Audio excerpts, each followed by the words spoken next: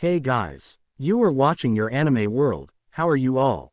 Please support to subscribe this channel for watching new interesting stories. So in this video, we will see what if Deku has the power of true Quirk Blueprints instead of AFO.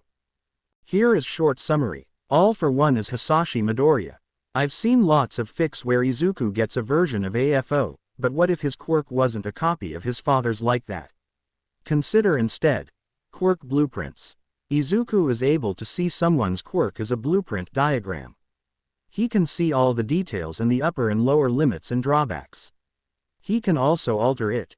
He can't change the fundamental nature of a quirk, but he can mess with the settings. But before we start, if you want more stuff like this, then be sure to subscribe and like this video. And if possible, share this video with your friends. Now let's start the story. AFO 1 has always been curious about how or even if he could pass his quirk on to any children he might have. After all, he'd been there in the beginning, when quirks were meta abilities and had seen quirks get stronger with every generation. He just hadn't focused on it in the same way as he was focused on getting back the quirk that rightfully belonged to him. That didn't mean that he didn't focus on the second part of his obsession, just that it fell to the wayside as not as important. He already had an heir in Tamura, but that boy was a bit of a loose cannon and wasn't of his own blood. Sure, he loved the twisted irony in that he was the one to save Tamura when no hero would, when they all looked at him as if he were a leper or a villain. He reveled the idea of watching All Might twist when he'd eventually reveal that he had stolen All Might's master's grandson and turned him into a villain. Thrill, he wanted to know how a child of his own would take to his quirk, and if they did, it would have to increase in power. He'd seen it over the generations, how a relatively simple, or weak, quirk could turn into a powerhouse in just a few generations. So he was fascinated with the idea of finding a way to strengthen his own overpowered quirk by passing it on, and then, oh, the possibilities. Maybe he'd even get a child who could steal back what rightfully belonged to him. So he started looking for quirks that would complement his. He started with a woman who could copy the quirk of a single person, thinking that it was already so much like his own. Testing the genes of that child with a quirk he'd forgotten he'd found out that the child would be able to copy up to 5 quirks. A good start, but the testing quirk told him that the child's quirk would not allow them to copy, stockpiling quirks, so that first child was a bust. He let the woman live after wiping her memory. If nothing else, he could steal that child's quirk when they got older. The next batch of women he tried all ended up either having children with random mutations of their mother's quirks or ended up with miscarriages. So many mistakes. It didn't stop him from selecting his latest experiment. Her name was Midoriya Inko, and she has a fascinating quirk called pull that she was severely underutilizing. He theorizes that with his quirk and hers, perhaps the child they'd create would be able to pull the quirks from people. But the genetic testing quirk told him that while the child in her womb registered as having a quirk, it was dormant and he couldn't tell what it really was due to that fact. A dormant quirk meant the child would most likely present as quirkless. He was going to try again with a woman he'd heard was in a quirk marriage with Endeavor, who's already shown potential in having born children that had hints of both of their parents' quirks when All Might had stumbled upon his operations. Due to having his head caved in, he didn't remember that he'd even begun the side project, and because he didn't trust Dr. Garaki, he hadn't told him. That would come back to bite him much later. Chapter text. Izuku sat quietly in the doctor's office, staring at the floor. His eyes itched, his hands twitched, and his mom's grip on his arm felt tight enough to cut off circulation. "Mama, why do my eyes itch so much?" he asked one day, rubbing at them again. His mom sighed, brushing his hair back. "It's just because, well, it's because you're quirkless, sweetie." He'd heard the rumors. Quirkless people had different bodies, but no one knew exactly how. Older kids said awful things, whispers that stuck with him. Quirkless are dangerous. They're an infection. They should all just disappear. It hurt, but it didn't hurt worse than the news he received earlier that afternoon. Dr. Tsubasa had explained it so plainly as if it were no big deal. Izuku registers as having a quirk, he'd said. But it's dormant. Based on the tests, it's likely to never wake up. Medically speaking, he's considered quirkless. His mom had gasped softly. I don't understand how this could have happened. There's no research on dormant quirks or being quirkless, ma'am, the doctor replied with a shrug. It's just unlikely his quirk will ever manifest. Izuku had sat up straight, tiredness etched in his face. So I can't be a hero. He hadn't mentioned the blue something floating just behind Dr. Tsubasa's head. It glowed with strange letters he could barely read, but words like life force and broken moral compass stood out. He felt a tugging inside, a twitch in his hand, like it wanted to reach out, touch that glowing thing, and somehow fix it. But something in the pit of his stomach warned him to stay quiet. The doctor gave him the creeps, and Izuku knew enough from his secret research into underground heroes to understand that making people underestimate him could be useful. So he let the lie sit. He would train in secret. Maybe even learn to control his quirk on his own. The label, quirkless, changed so much at home and at school, but he hoped that it wouldn't change his friendship with Kacchan. They had promised to be heroes together. He didn't see why his diagnosis should change that. So you don't have a quirk? No, I do. The doctor said it's dormant and not likely to ever wake up. Medically I'm quirkless, I guess. But I still want to be a hero. What? Are you crazy? Quirkless people can't be heroes. You're nothing but dead weight. Stay away from me from now on. I don't want to catch your disease. Kacchan, we promised. That. You broke your promise by being worthless. Now leave me alone. He tried after that day to show Kacchan he could still be a hero by stepping in between Kacchan and the other kids on the playground. But his best friend seemed to hate him now. It didn't matter. Kacchan just needed someone to practice his quirk on. He was sure that if his quirk was anywhere near as great as Kacchan's he would be doing the same thing. He ignored the little voice in the back of his head that screamed, "No, you wouldn't, that's something a villain would do." Because Kacchan couldn't be a villain, he just couldn't. 10 years passed, and he barely used his quirk. It hurt his eyes, it hurt his hands, and it hurt his head as information on quirks randomly would enter his vision all day long. He had to almost lash his hands to his sides to keep them from reaching out to fix things like heads too big for his body, on his classmate with the wooden head quirk, or fingers break easily, on his classmate who could stretch his fingers. He told himself that he would practice on people who needed it. People whose quirks hurt them, people whose quirks hurt others. The longer he didn't use his quirk, the more Kacchan seemed to get mad at him, to use his quirk on him. But that didn't matter. Kacchan was still his friend. Kacchan would have to see how useful his quirk could be once they were both attending UA. Even if he had applied to both the Heroics and Gen Ed course as a backup, because while his quirk was fascinating, it didn't have any practical applications for fights against villains. Midoriya has applied to UA too. He snapped out of his musing, realizing with horror that the teacher had revealed his intentions in front of the whole class. Kacchan was many things, but he was not a person who liked it when the attention was off of him. Deku, I told you that you were nothing. Always looking down on me. Here's what I think. I think if you want to be a hero so bad, you should take a swan dive off of the roof and hope for a real quirk in your next life. And then he exploded his notebook. His valuable notebook. The one that he kept not only the most interesting details about quirks he noticed, but there were also suggestions for how to fix things. He lunged forward, not thinking at that moment. What? You going to attack me? You haven't figured it out yet. Let me spell it out for you. Kacchan put his sparking hands on his shoulders, smirking gleefully as the smell of barbecue and caramel hit his nose. You are nothing but a pebble under my feet and you'll never be anything more. He screamed as Kacchan kept his hot hands on his shoulders. Through his tears, he saw the blurry outline of Kacchan's blueprint.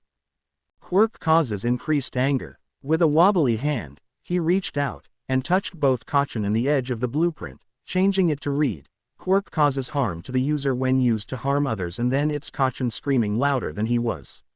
He barely noticed when the paramedics came and carted Kacchan off, ignoring that he was feeling hurt as well.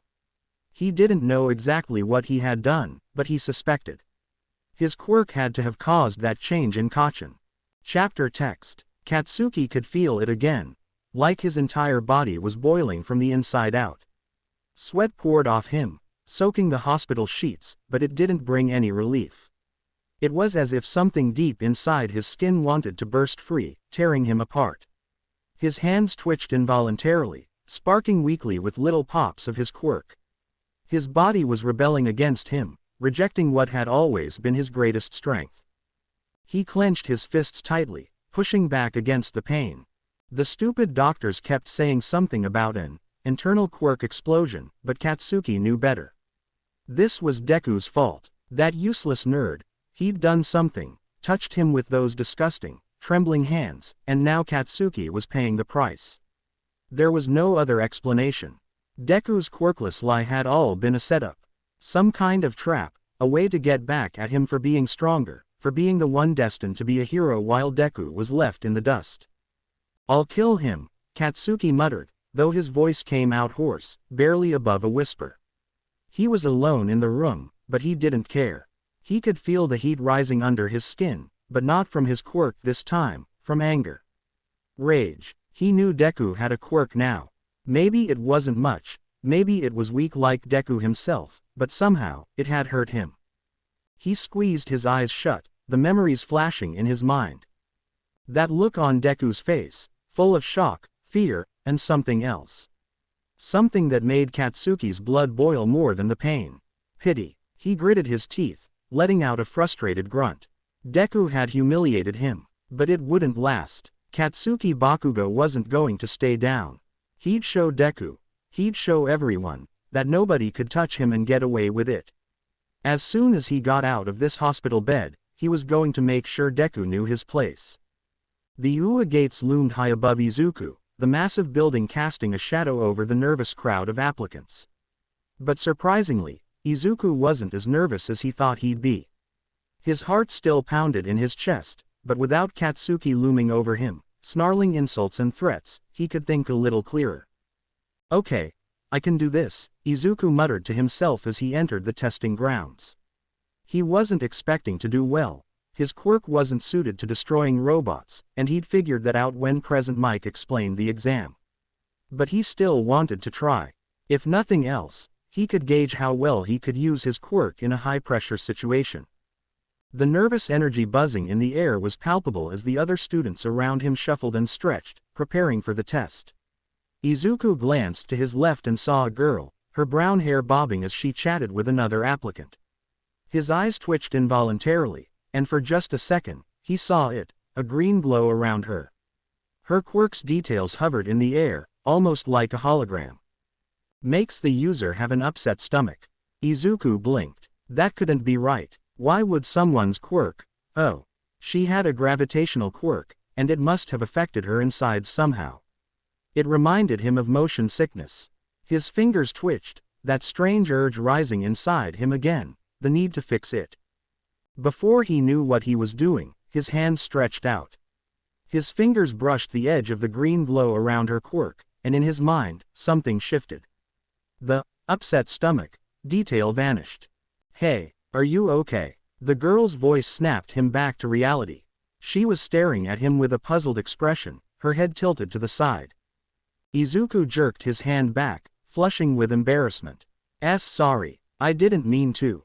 "It's fine," she interrupted, smiling brightly. "I'm just a little nervous about the exam. I think everyone is." Izuku nodded, though his mind was spinning. Had he really just fixed something about her quirk? The urge he'd felt to reach out and adjust the details around her quirk had felt so natural, but what did it mean? Could his quirk actually change other people's quirks? The buzzer for the entrance exam rang loudly, shaking him from his thoughts. He took a deep breath and focused on the task ahead. Robots. Destruction. Points. That was what mattered right now. As the exam began, Izuku tried his best, but it quickly became clear that his quirk wasn't built for combat. The other applicants rushed past him, taking down robots left and right, while Izuku struggled to keep up. He avoided getting hit, but he couldn't land a solid blow on any of the machines.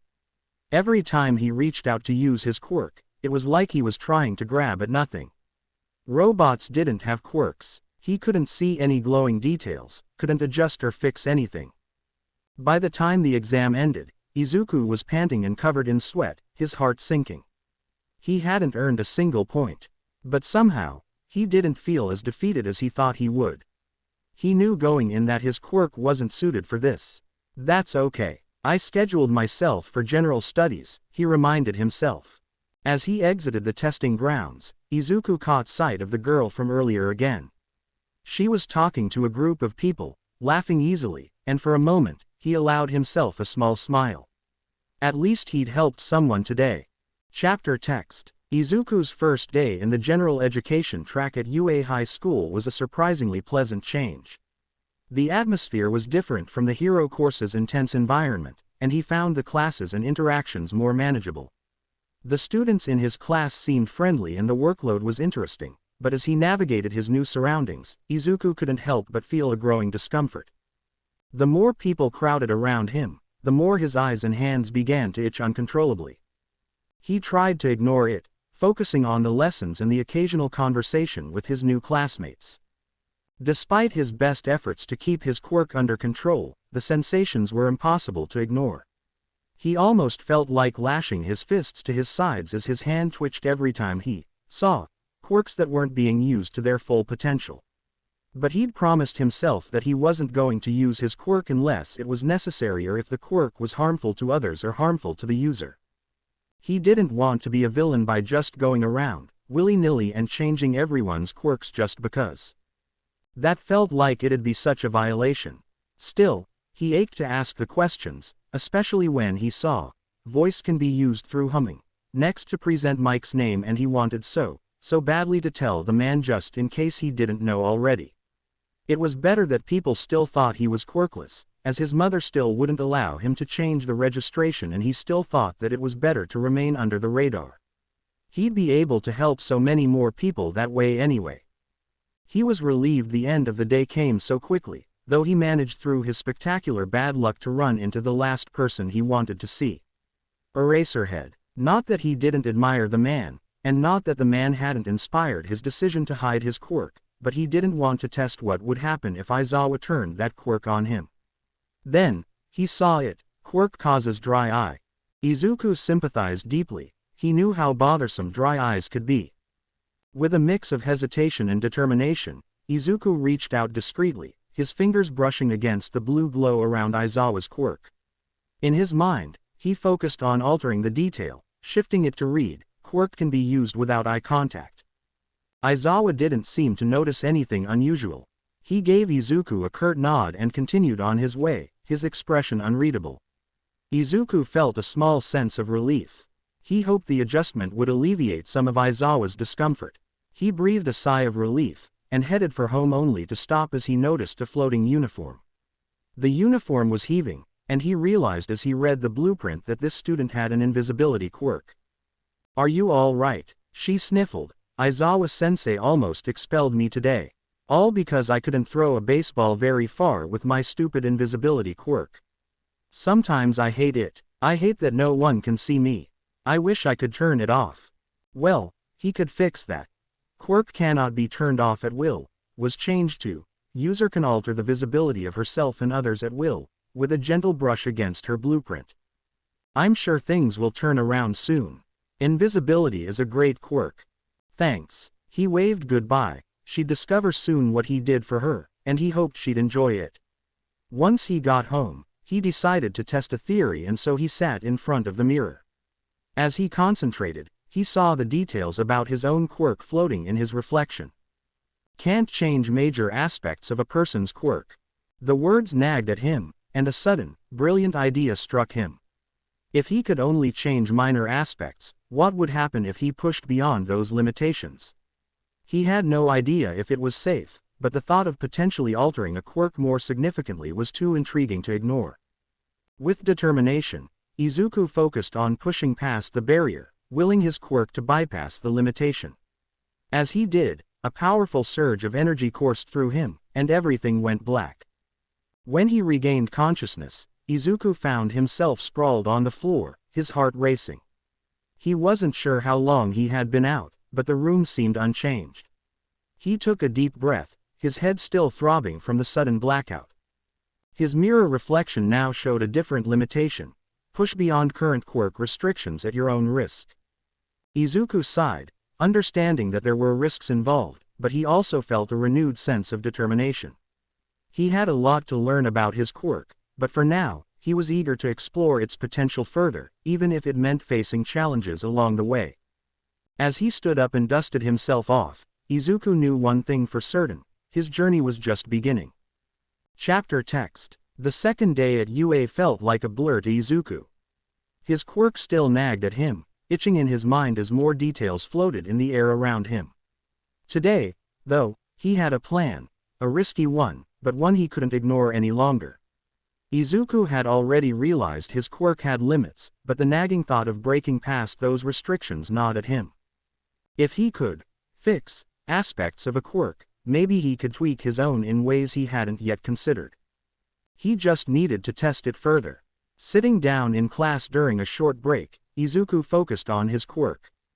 He added a new condition: gives user information about the quirk's user. Immediately, his head throbbed with an intense, almost unbearable pressure. It felt like his skull was about to split open, and his vision swam. He squeezed his eyes shut, trying to fight the pain. When he opened them again, everything was sharper. He could see not just quirks, but details about the people who wielded them. Random tidbits of personal information, things that nobody would ever want anyone else to know. The first person he saw was Aizawa walking past towards his classroom. As he looked at Aizawa, information flashed in his eyes. Father unknown. Secondary telekinesis quirk. Izuku blinked in shock. Telekinesis. Aizawa had another quirk. Perhaps Aizawa either couldn't or chose not to tell anyone about it. Izuku's mind reeled at the thought. Why would he hide such a thing? Maybe he didn't see it as important, or maybe he just didn't want people asking questions. Izuku's headache intensified as more details crowded into his mind, and he quickly looked away, rubbing his temples. He didn't have long to dwell on it, though. He had his own problems to worry about. Soon, it was lunchtime, and Izuku wandered out of class to grab something to eat. His head still hurt from overloading his quirk, but the itch to fix things hadn't gone away. As he walked toward the cafeteria, he bumped into a beautiful girl from 1A. He looked at her info to find her name was Yaoyorozu Momo. "Ah, I'm sorry," Izuku stammered, stepping back quickly. "It's all right," she said as she politely waved him off. As she turned to leave, Izuku's quirk activated again, and he saw it. Parents put her on a strict diet. He winced. That sounded terrible, especially considering his quirk was telling him that her creation quirk required a lot of calories. The more Izuku thought about it, the more he realized how unhealthy it was for her to be restricted like that. Instinctively, his hand twitched, reaching out just enough to brush against her blueprint. He adjusted the wording from "quirk runs off caloric intake" to "quirk runs off personal energy reserves."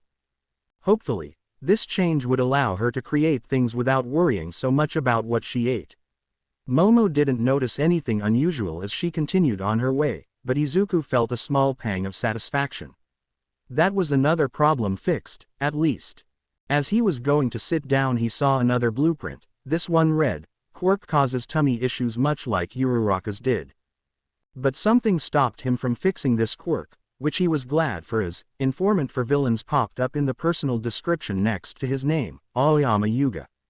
His heart skipped a beat as he wondered what he should do. Should he tell Aizawa that one of his students was a villain? Should he tell Nedzu? But how would he tell them? On his application for school, he was still registered as quirkless. No one would believe him. The thought bothered him for the rest of the day. He was pretty glad he had the class he had now. Even if his traditional class usually was 20 students, only having 18 was fine. He'd expelled that grape-haired kid the moment the little creep had tried to grope Yaoyorozu right in front of him. The other spot hadn't been filled.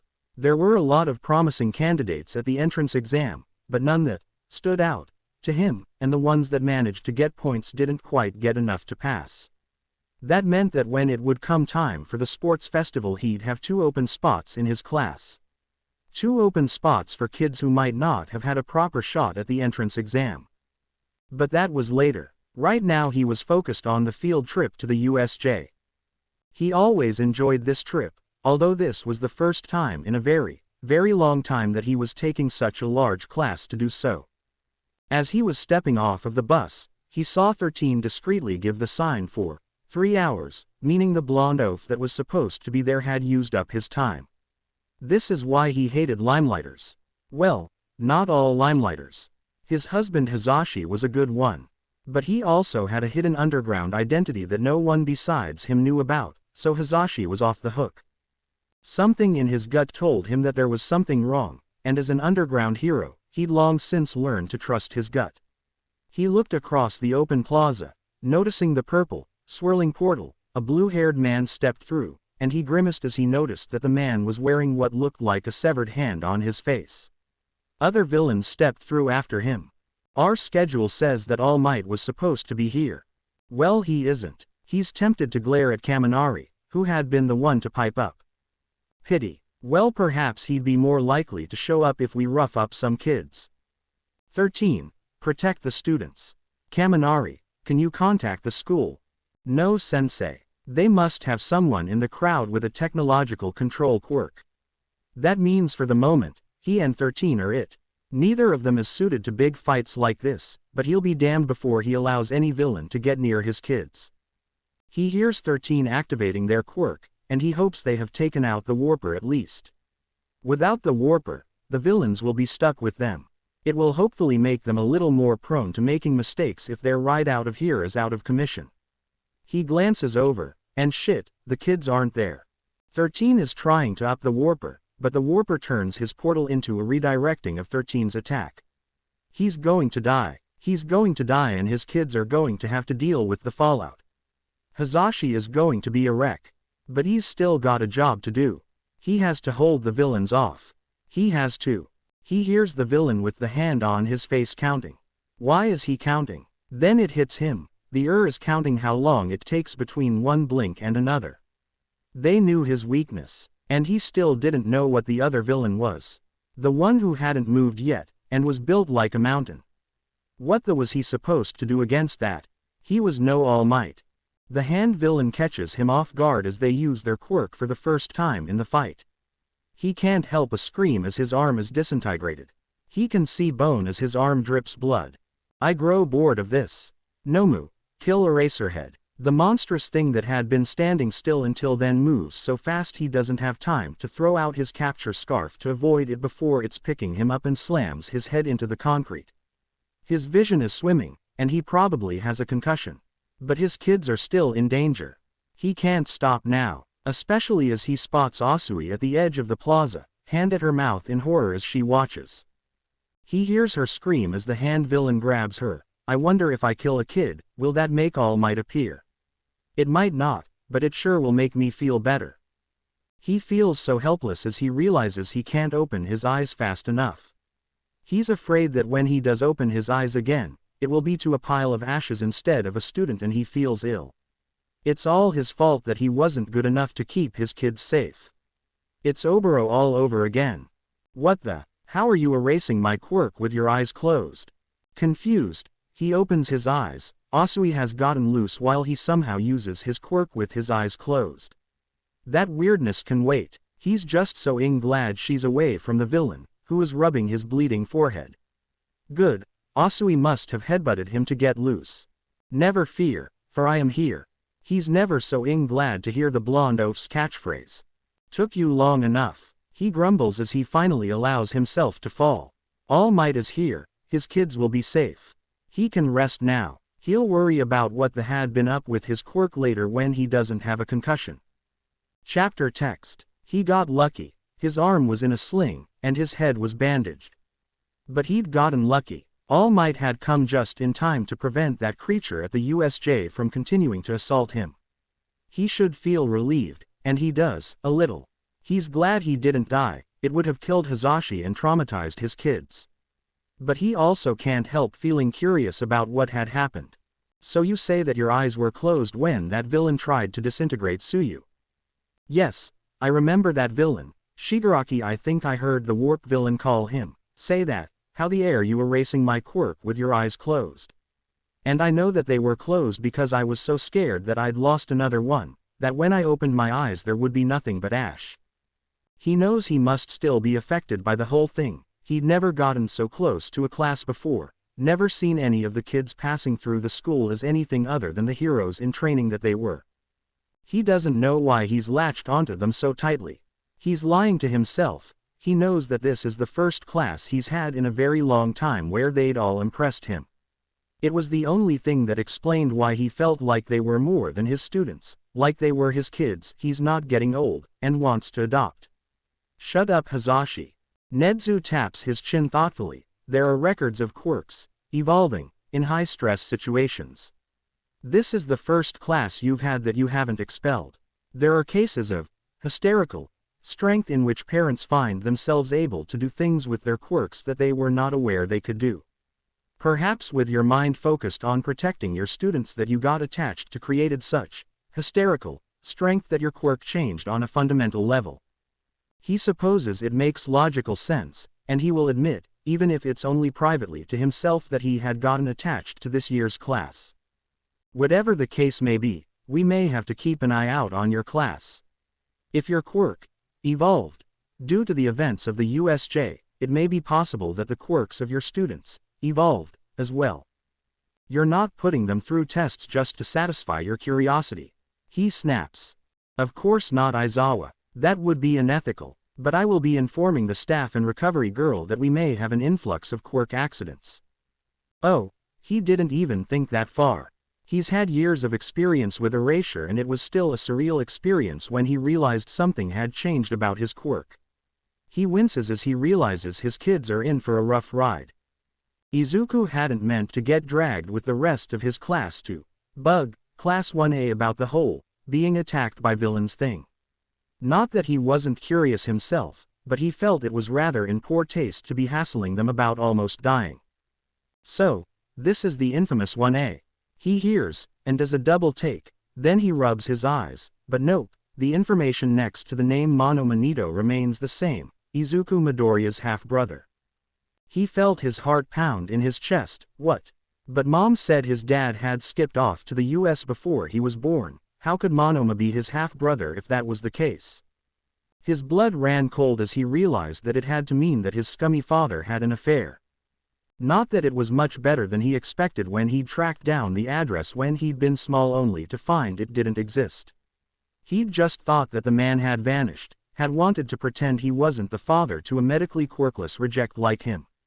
But Monoma had a quirk. His quirk told him that it's called copy and that it causes inferiority complex due to negative view of quirk. So what did that mean? He almost started crying. It meant that his dad just couldn't stand him or his mom. Nothing new about that. Well, the least he could do is ensure his poor half-brother doesn't feel so shitty about his quirk. So he reaches out and changes the blueprint to read, quirks that the user feels positively about will be copied permanently.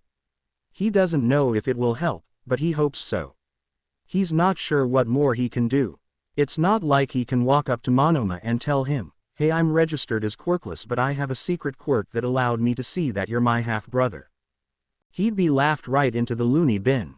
No, it was better if he kept that information to himself. Even if it did hurt.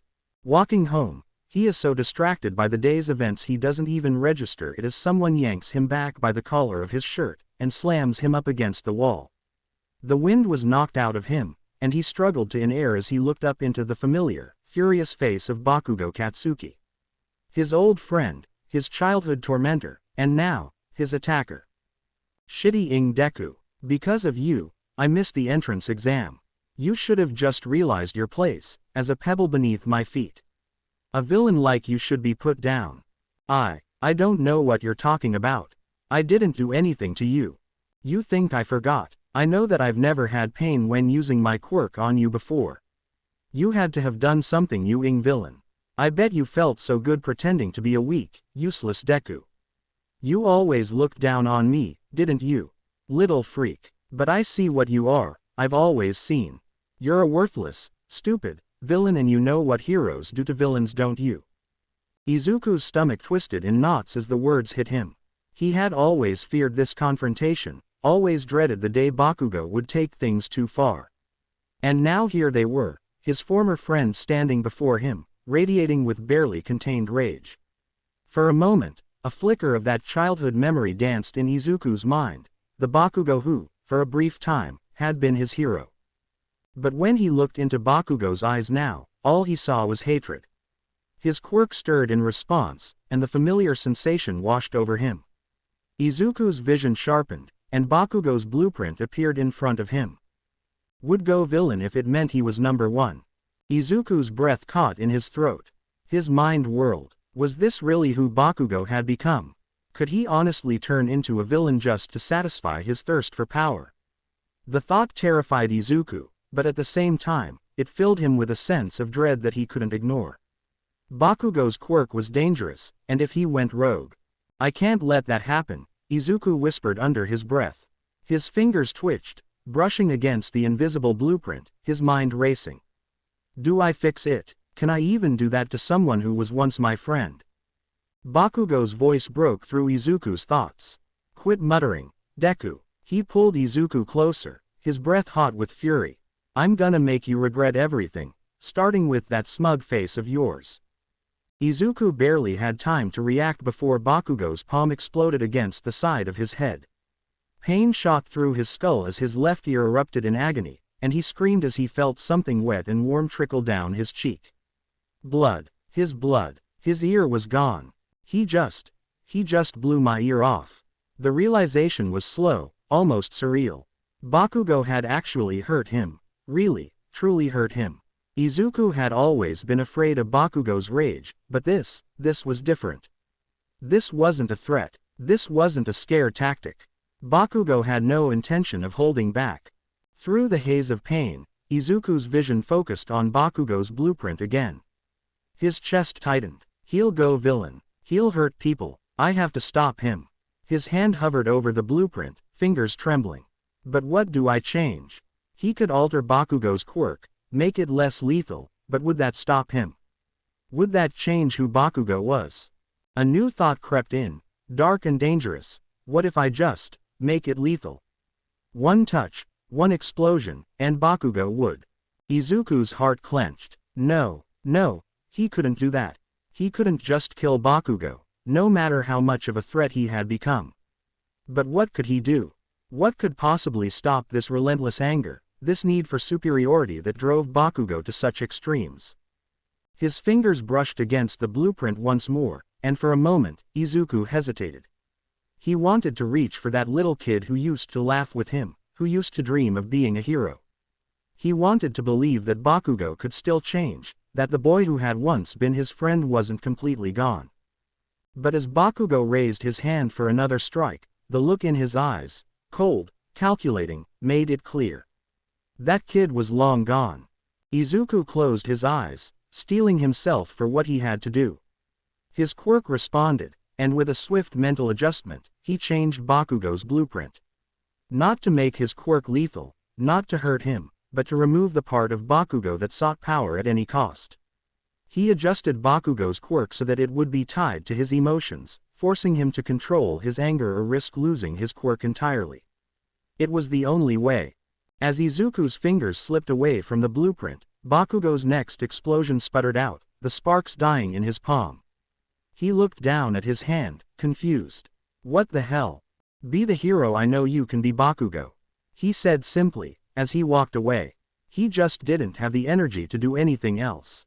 Chapter text. Izuku's legs had felt like lead as he stumbled away from Bakugo. His vision blurred, not just from the pain of his lost ear but from the overwhelming exhaustion that had settled in his bones.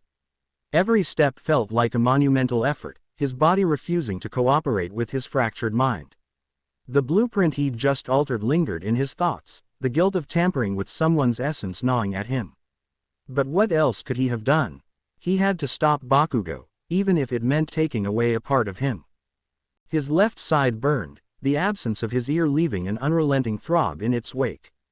Blood still trickled down his neck, soaking into his collar, but Izuku couldn't bring himself to care. The world around him felt muted, distant, like he was walking through water, slow and detached. He was almost glad when he sunk into bed that his mother was absent again. That when he woke up in the morning she wasn't there to scold him for something that once again, wasn't his fault. He shook his head. Everything still felt muddled as he grabbed his backpack and headed for school, ignoring the stares as he sat on the train, ignoring the ringing and the pain as he slowly sat at his desk. He wondered if he could ask Present Mike to have a nap. A nap sounded good. Why was he still so tired? Midoriya. The voice was loud, cutting through the haze that surrounded him. He blinked, his eyes refocusing just in time to see Present Mike rushing toward him. His normally boisterous demeanor was gone, replaced by concern. The pro-hero grabbed Izuku by the shoulders, steadying him. "Kid, you're bleeding all over the place." Present Mike's voice was lower than usual, more serious. "What happened? Who did this to you?" Izuku opened his mouth to answer, but no words came out. His thoughts were too jumbled, too confused to form a coherent response. All he could do was shake his head, the motion sending a fresh wave of pain through his skull. Oh, that's right, he'd been so shaken he hadn't fixed himself up the way he always did. Mike's eyes widened as he took in the damage. "We need to get you to recovery, girl. Now." Izuku felt himself being half dragged, half carried toward the school building. He didn't resist, didn't even have the strength to argue. His body moved on autopilot, his mind retreating further into itself as he tried, and failed, not to think about everything that had happened. By the time they reached the infirmary, Izuku's legs gave out completely. He collapsed onto one of the beds, his vision swimming as the world tilted dangerously to one side. He barely registered recovery girl bustling around him, her soft words of reassurance blending into the background noise. Her quirk kicked in moments later, knitting his wounds together, but the emptiness inside him remained. Now he was even more tired, and he could see from the look on Mike's face that there would be questions he didn't know how to answer. He slips into a deep sleep, only awakening when he hears a voice saying, "You can't keep doing this, Toshinori. You have to choose a successor." He cracks one eye open, surprised to see both Night Eye and All Might of all people arguing by the door. He thinks he shouldn't be eavesdropping, but Night Eye is being very loud. "I can keep going. How many hours are you down to now, Toshinori? Tell me honestly that fight with the creature all the news is talking about didn't cut your time down again." "You can't, because I've seen it. I told you that you were going to face a monster you couldn't win against. I didn't think the monster was going to be your stubborn pride." "Please Mirai, I don't want to argue about this anymore." "Fine, be that way. See if I care. I'm done trying to get you to see sense. If you want to die so badly, so be it. But I won't stand by watching you ruin yourself without thinking about the consequences any longer. This is where we part, Toshinori. If you need me for a case, I can be a professional, but I can't be your sidekick if you won't let me support you. Call me if you change your mind." He hears the footsteps leaving and watches as a skeletal form walks in the door and his breath is taken aback. Next to the name, All Might Toshinori Yagi, is the information, Quirk is taking his life force to sustain muscle form, and is going to die. Night Eye wasn't lying. It's like a punch to his gut. How can a man that has been the rock for so many people's hopes and dreams be dying? Night Eye is right, and Izuku knows he's the only one that can fix it. But so soon after what had happened with Bakugo, could he really be thinking of altering more people? But he'd done so much good with it, he was sure of it. Surely it couldn't be anything other than good to make sure Yaoyorozu's quirk wouldn't rely on calories that her parents weren't providing. Surely it was a good thing that Hagakure would be able to turn off her invisibility. Surely it was a good thing that he helped his half-brother so that he'd see his quirk as a good thing. Even messing with Bakugo could be defined as being a good thing. If he had left things the way they were, Bakugo would have become a villain with a powerful quirk and he'd never be repentant about it. Without the ability to use his quirk, maybe Bakugo would become a better person, maybe he wouldn't, but at least he couldn't hurt anyone else. The heroic thing to do would be to help, even if he could never tell anyone. Even if he eventually got caught and people hated him or called him a villain for using his quirk on them without permission, he'd long since decided this was the road he'd walk. So he reached out for All Might's blueprint, and put quirk runs off of users' adrenaline. That should work temporarily. The info he got about All Might's quirk says that, one for all, can be passed on. Perhaps he can start helping All Might find someone to pass his quirk to so that he can rest. He may still feel weird about his quirk, about manipulating people, but he was helping them. That's all that mattered to him. Chapter text. Aizawa watched his students as they trained for the upcoming sports festival, a task that normally wouldn't hold much of his attention. In previous years, he would stand on the sidelines, occasionally offering a hint or two to those who asked for help.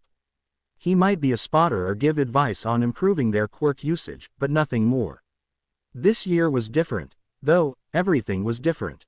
Ever since the USJ attack, Aizawa had been keeping a much closer eye on his students. Not just because of the trauma they'd experienced, but because of something even more unsettling. Quirk mutations. And after his own quirk had changed during the attack, Nezu had made it clear that his students could be on the verge of similar transformations. He sighed, scanning the training grounds more intently than usual, making sure to catch every detail. His eyes landed on Yaoyorozu, who was practicing her reaction time by creating various objects in rapid succession. She had excelled at understanding the composition of things, but her confidence in the limitation imposed by her quirk's dependency on caloric intake had held her back. However, today something felt off. Aizawa slowed his pace, his gaze narrowing. She was frowning at the pile of weapons she had just created. No, was still creating. Object after object materialized in front of her, each more intricate than the last. He waited for her to reach her limit, to show the familiar signs of exhaustion from overexertion. But those signs never came. That's not right, Aizawa thought, already mentally noting it down. Her quirk was clearly mutating, but it wasn't causing her harm, at least not visibly. He decided to address it with her later, privately, as Nezu had suggested when discussing possible mutations. No need to alarm her just yet. He moved on, his mind already prepared for the next revelation. He was sure Yaoyorozu wasn't the only one affected. A sudden shout rang out from across the training grounds. "Sensei!" Aizawa's head whipped around, his capture weapon ready in an instant. His body tensed, prepared for an attack, his mind flashing back to the USJ incident. But no villains were in sight. Instead, Uraraka stood by the weightlifting area, staring wide-eyed at a 1000 lb weight suspended in the air above her. She didn't look ill, nor did she seem on the verge of vomiting, something Aizawa knew her quirk usually triggered when she used it on large objects. Another mutation, Aizawa thought, watching her carefully. Uraraka was known for getting nauseous whenever she used her quirk on heavy items, but today she looked perfectly fine. "Sensei, I'm not sick," Uraraka exclaimed, her voice filled with confusion and excitement. "I don't feel sick at all." Aizawa made another mental note. That was 2 students now. 2 quirks had clearly mutated since the USJ, and both had mutated in ways that made their quirks stronger, less restricted. He kept moving, though the unease in his chest continued to build. "Sensei!" a different voice screamed, cutting through the air. Aizawa instinctively prepared for the worst, but what he saw next made him pause, his mind struggling to process the scene in front of him. Hagakure, or at least, what should have been Hagakure, stood in front of a mirror. For as long as Aizawa had known her, he had only ever seen her uniform, her body forever invisible since her quirk activated. But now, I'm visible, Hagakure cried, tears streaming down her face as her form flickered in and out of sight. Her reflection shimmered in the mirror, revealing glimpses of her true self, something none of them had ever seen before. She was openly weeping, the shock and emotion overwhelming her as her body alternated between visibility and invisibility. Aizawa stepped closer, his heart heavy with the weight of the situation. Hagakure's quirk had never allowed her to turn visible, ever, and now, she was gaining control over it, albeit unintentionally. That made 3 quirk mutations. 4, if he counted his own. All of them were students with quirks that were difficult or limiting in some way. And all of them had experienced changes that seemed to remove those limitations. "I can handle this," Aizawa told himself. He had to. "Yaoyorozu, Hagakure, Uraraka, come with me," he called out, his voice steady. "Iida, you're in charge until I get back." When they arrived at Nezu's office, Aizawa wasn't surprised to see the principal waiting, but what did surprise him was the presence of Vlad King, the Class 1B teacher, already there, looking troubled. "What are you doing here?" Aizawa asked, his tone clipped but not intentionally rude. He didn't have time for interruptions, not when his students' quirks were changing so drastically. Vlad glanced at Nedzu before answering. Have any of your students' quirks been acting strange?" Aizawa's heart sank. No, he couldn't be hearing this. "Which one of your students?" he asked, already knowing the answer wouldn't be good. "Monoma," Vlad replied, frustration lacing his words. "He usually has a time limit on his quirk. Today, I let him copy mine so he could practice using a quirk that requires more finesse." Aizawa's eyes narrowed. "And now he doesn't have the time limit?" Vlad sighed, shaking his head. "No, he does, for every other quirk he copied. But for mine, he's had it the entire time we were training. Over an hour now." Aizawa's pulse quickened. "Does he still have it?" Vlad nodded grimly. "We checked. He still has it." Aizawa's mind raced. Monoma hadn't been at the USJ. He'd been nowhere near the attack, so how was his quirk mutating? What could have triggered it? That's when an old urban legend crept into Aizawa's thoughts, something the underground heroes whispered about. The boogeyman, a figure from myth who could take or give quirks at will. Aizawa had never believed in it. It was just a story told to spook new recruits. But now, it felt too coincidental to ignore. 4 students had experienced quirk mutations that made their abilities stronger, less restrictive. Including Monoma, whose mutation defied the trauma-based explanation. Could the boogeyman be real? Could someone, or something, have been altering quirks on purpose? Aizawa clenched his fists, his unease growing. If it was a villain, what was their motive? Why make these changes that, so far, only seemed to help the students? What would they want in return? He looked at Nedzu, who had been quietly observing the entire exchange. "We need to investigate this thoroughly. If someone is messing with their quirks, we can't afford to leave any stone unturned."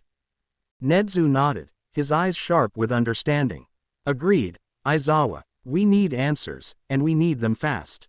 As Aizawa walked out of the office with his students, a chill ran down his spine. Whatever was happening, it wasn't over yet, and he had a feeling they were only scratching the surface of something much bigger.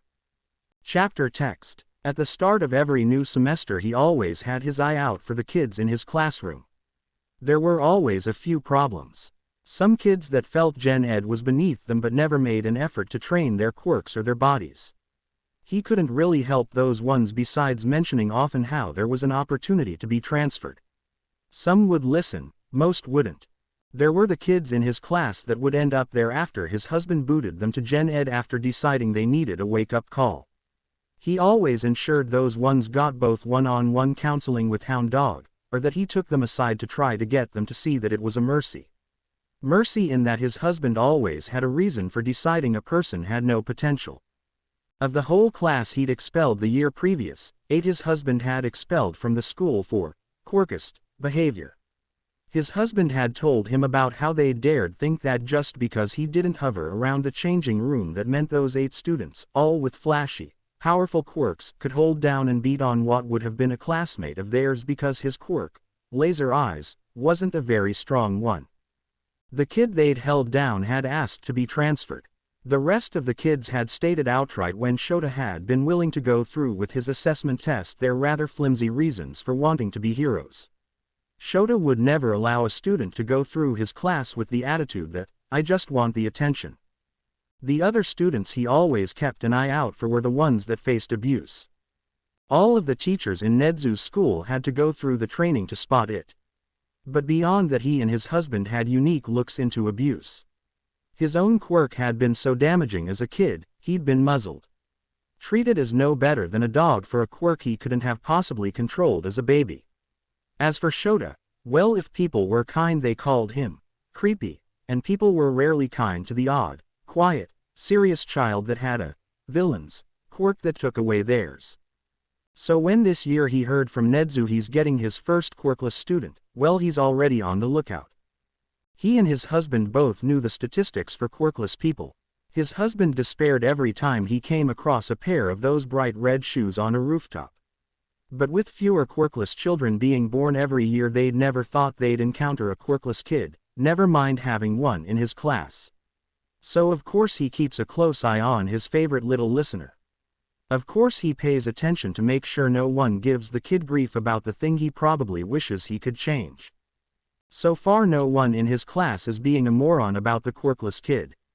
Or they aren't doing so where he can see or hear it. Then the kid had walked in, looking dazed, his attention everywhere but the classroom, and his heart had almost stopped when he realized why. Izuku, his favorite little listener, his sunshine, was missing an ear. Blood was streaming down Izuku's left side as he sat there, looking like he thought it was just another school day rather than that someone had attacked Izuku. Someone had attacked his kid, his sunshine kid. He'd never moved so fast in his career, except when Shota had been injured during the USJ incident. Even then, his husband had been spared life-threatening injury by the simple fact that his husband's quirk had somehow mutated. Poor Izuku had no quirk to defend himself, nothing to stop whatever villain had decided that attacking the quirkless kid, his kid was okay. The first thing he did after asking the kid to recovery girl to stop the bleeding was to make a report to Nezu, and then he'd had to leave his kid in the infirmary to go tell his kid's parents that their son had a permanent injury disability. He'd have to arrange for a hearing exam once his kid was out of the infirmary. Poor kid was going to have so much more difficulty. He'd have to learn how to lip read, the same as he had when his own hearing had blown out due to his quirk. His kid would probably be needing physical therapy too. The ears were responsible for balance after all, and now his kid was missing one. The whole way over to what was on file for the kid's apartment, he'd been wondering something though. What kind of parents didn't notice such an injury? What kind of parents let their kid walk out the door missing a body part like that was normal? Red flags to watch out for, that was for sure. When he gets to the apartment, he sees there are moving men walking up and down the ancient-looking stairs. His gut rolls, but he keeps going. He makes it to the last apartment on the top floor. The door is wide open, and a green-haired, slightly pudgy woman stares him up and down. "You're not one of the movers," she says. "No, I'm not," he says simply. "Mrs. Midoriya, I'm Hisashi Yamada and I'm Izuku's homeroom teacher. I've come because there was an incident today." He flinches as he says the word incident, like Izuku had merely stubbed a toe instead of having lost a body part. But he had tons of experience talking to civilians and he knew sometimes you had to break these things slowly. Who'd the little brat piss off this time? Oh, that wasn't a response he was expecting. Honestly, I don't know. Izuku turned up to class today missing an ear. He's been treated at school and he's currently resting, but we need to talk about what happens next. There is no next for me. Not with that thing. You know, I held out hope when the doctor diagnosed him medically quirkless. He had been born with a quirk, you see. It just never manifested. But that didn't matter to my bosses, who kept firing me the minute they found out I had a disabled kid. That didn't matter to my friends, who won't come near me anymore in case I infect their perfect quirked children. As far as I'm concerned, I never had a kid. My husband has paid for my move to be with him. Keep the worthless little shit or toss him out in the garbage like I should have after that appointment, rather than hold out hope that his quirk will ever manifest. I don't care. He watches in stupefied form as she slams some papers down on the table in front of him. There's his emancipation papers. Turns out the only good thing about having a quirkless is that they are considered adults at 14. You're just giving up on him. Just like that. But he's your son. I told you I have no son. Now you've taken up enough of my time. Make yourself useful and take those papers with you, will you? He shuddered as he picks up the paperwork. What a bitch. What is he supposed to tell Izuku? How is Izuku going to continue with school when he'll have no place to come home to? Paperwork. The kid is emancipated from his egg donor. No way is he giving that woman the title of mother, but that doesn't have to be the only paperwork he turns in. They'd never talked about it, Shota and him, about adopting. But his kid needed him. He was sure that Shota would forgive him eventually. Hey babe, there's something we need to talk about when I get back to the school.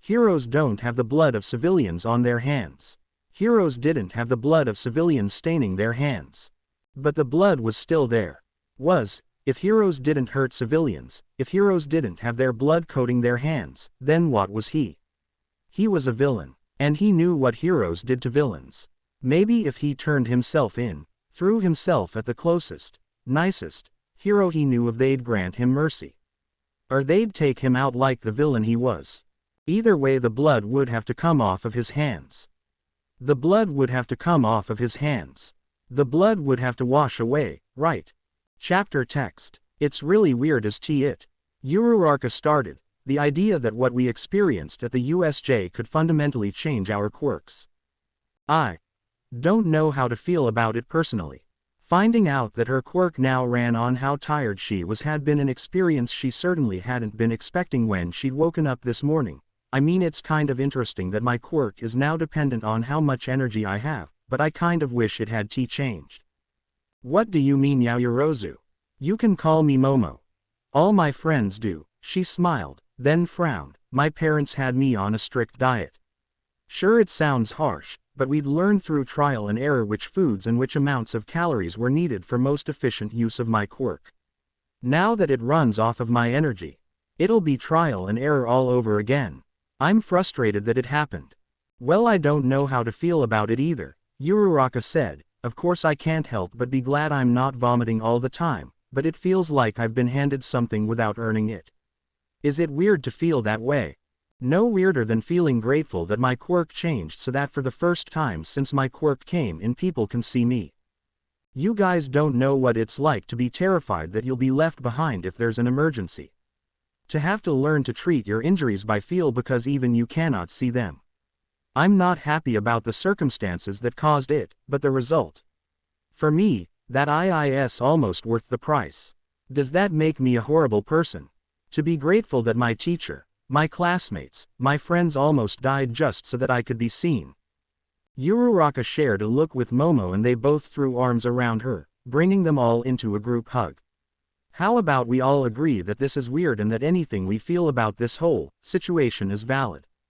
Okay, but anyone else feel strange about our teacher now having to basically be our guardian, and having to stay with him because of our situation? And hadn't that been worse than the shock? It made sense, of course. Their quirks had mutated, meaning without supervision they could seriously harm their parents or anyone without meaning to. But it was still a shock.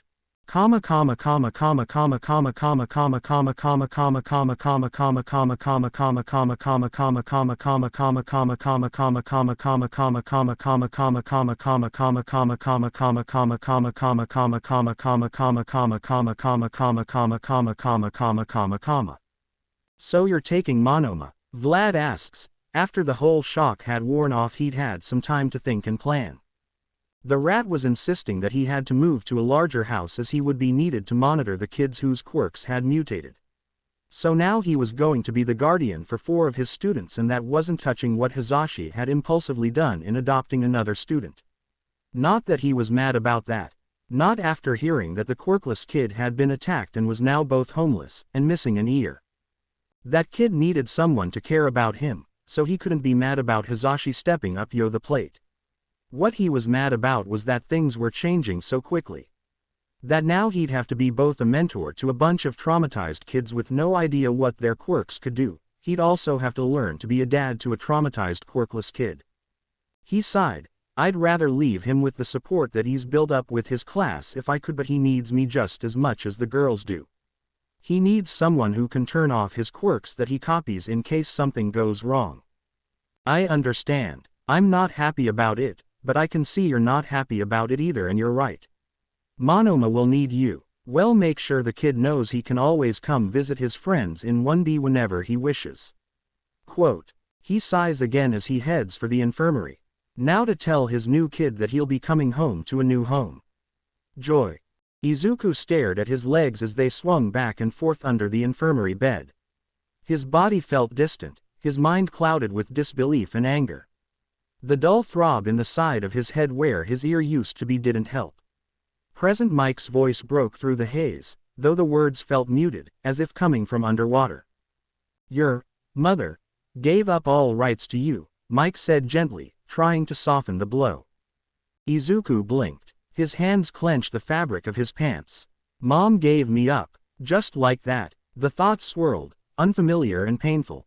Sure, he hadn't told her about his quirk, but he didn't think that was enough for her to leave him.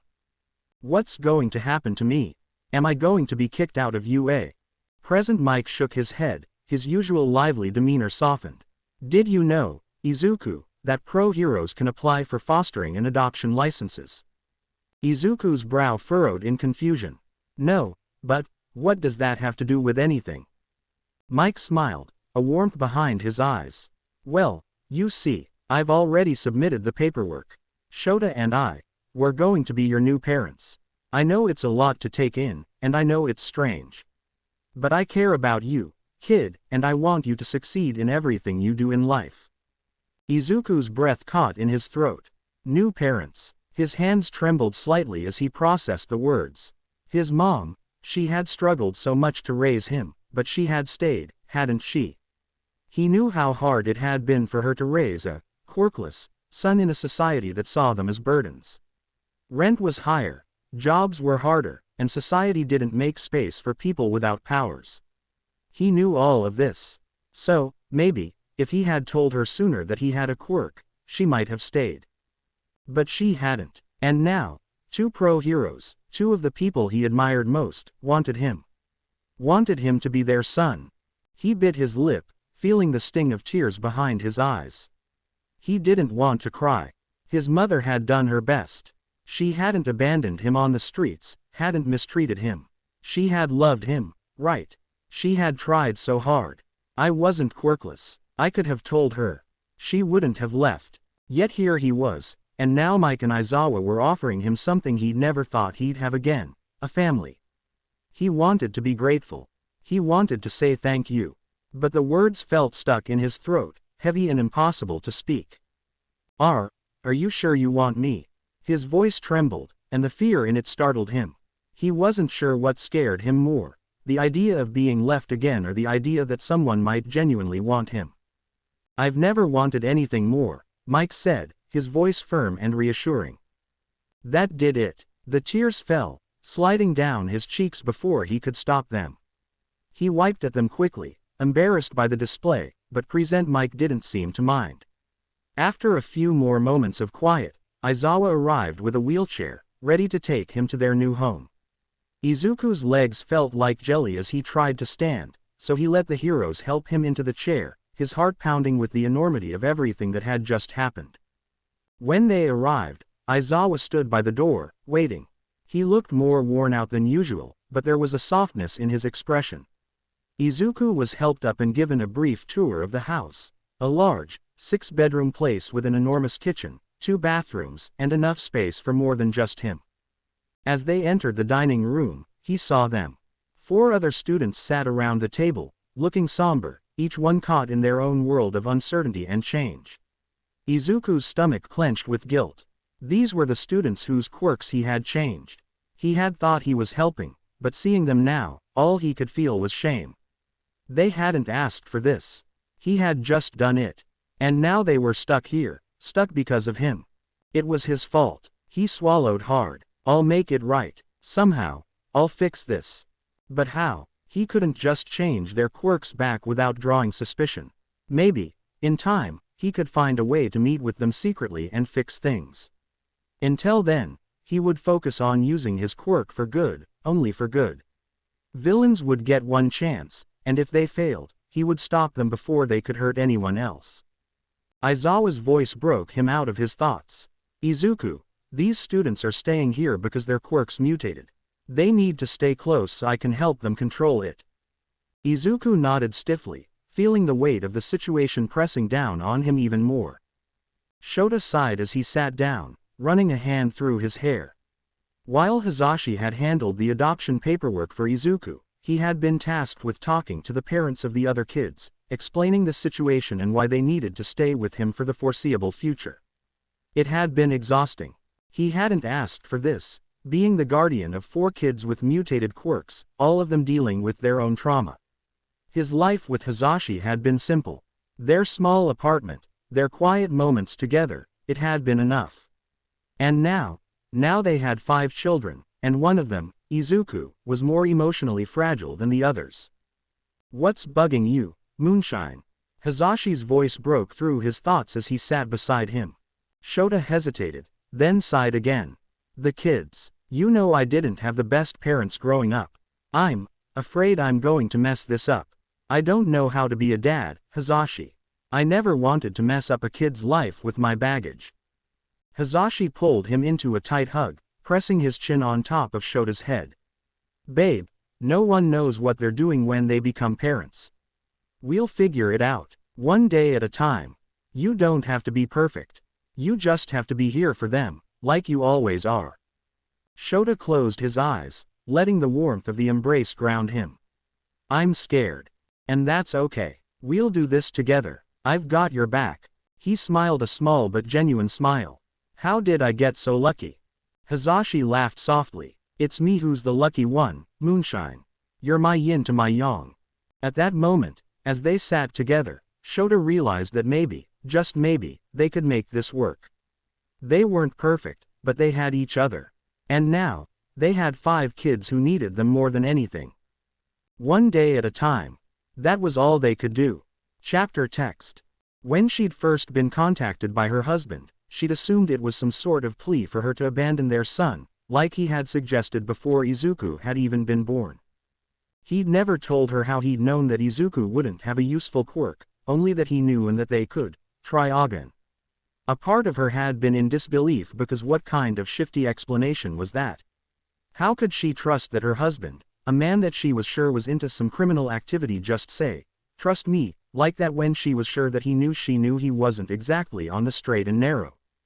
So she pretended he hadn't suggested he get rid of the baby. She ignored how he left for work, and never came around after that. He was still sending her money for his familial obligations, and so she contented herself in the idea that she had done the right thing. After all, no matter what, it was her baby. She'd been so naive back then. She hadn't known what it was like for the quirkless or for the parents of a quirkless because she had never personally known one.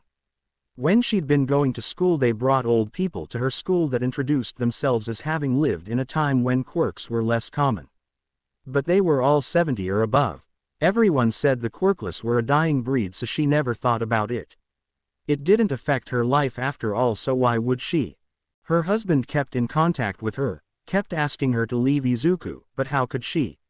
He was just so perfect. A very perfect mix of her hair and face and her husband's intelligence.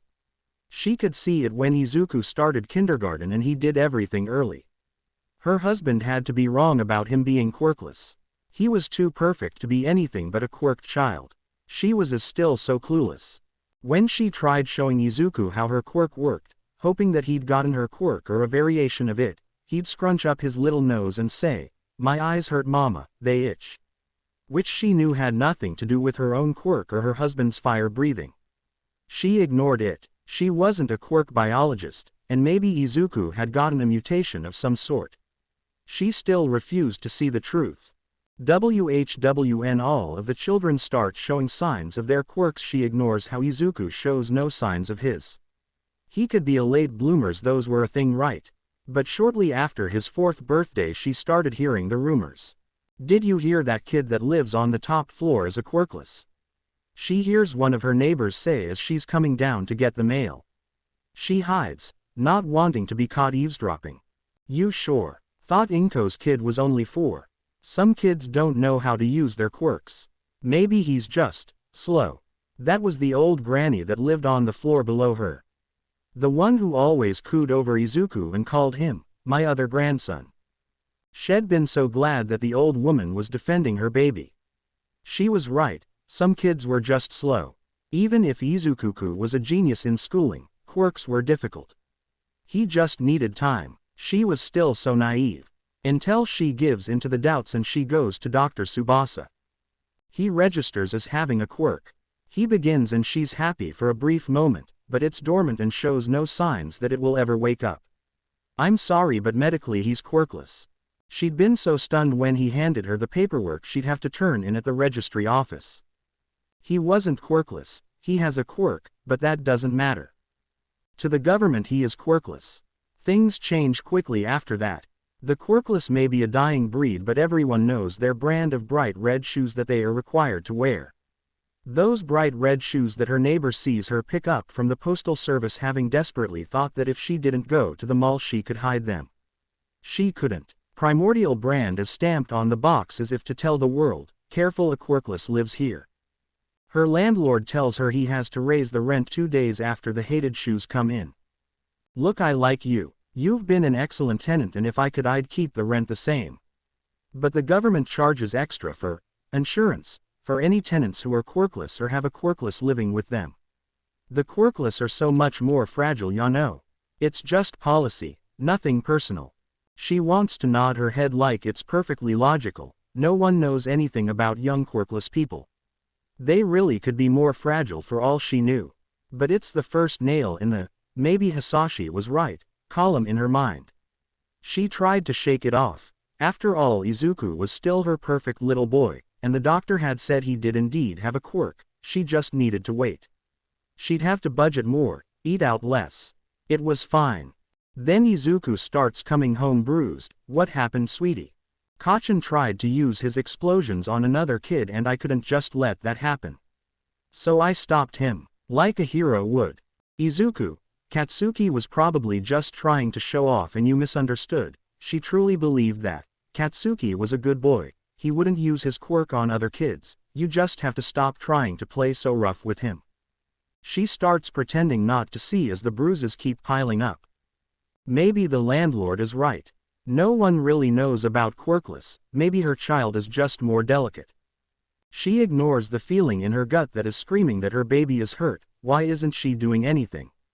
She ignores that because she thinks maybe if he had to see how people will treat a quirkless, his quirk will manifest. It's not like she's a doctor. She doesn't know what a quirkless or a kid with a dormant quirk is like. She ignores the resentment she is starting to feel when he continues coming home, beat up. Not long after Izuku turns 5 and the money from Hisashi stops coming in, she loses her high-paying job. It's not that I want to let you go. You've always been a talented, dedicated worker. It's just that some of the other employees have brought up concerns. Concerns about what? You have a quirkless son, right? She'd had to disclose it. It was policy to disclose any disabilities that employees' families had. She understood it was for the same reason as the landlord had to raise the rent. A disabled child required more care after all. I don't see how that should affect my work, she said plainly. Look, her boss had said, rubbing his neck, they're just worried is all. He didn't need to say it. They were concerned she'd infect the office with the quirklessness. No one really knew how quirklessness happened after all. For all she knew, it could be contagious. She starts to resent Izuku a little bit more. When she loses jobs 4 more times due to Izuku's disability, she starts to wonder if her husband had been right. If she shouldn't abandon Izuku. But she loves her perfect little boy. Even if it gets to the point that the only jobs that she can manage to find are janitorial work when it's far below what she ever did before, and she is so tired because one job is not enough for rent and food and the extra that every business demands she pay the second they see those bright red shoes. She hangs on with a desperation to the idea that Izuku has a quirk, he just can't use it yet. He still has time. Her friends and neighbors slowly pull back. Even the nice old lady that used to call Izuku another grandson won't talk to her. The only friend she has is Mitsuki, and she can only handle so many minutes of being around Mitsuki because seeing her means seeing Katsuki, who has the perfect quirk for heroics while her own did not. She ignored how the resentment grew as Izuku did. She held out hope even as the birthdays came and went with no sign of his quirk manifesting. The end came when her husband reached out via letter. Inko, I know you are upset with me and I know you love Izuku, but the world isn't kind to those without power. You can still have a life. There's an old law on the books that quirkless people are considered adults at 14. Wash your hands of Izuku and you can live comfortably. You won't have to work so hard or so long. I'd treat you like the princess you were, and you're not so old that we couldn't try again. If you come to your senses, call me.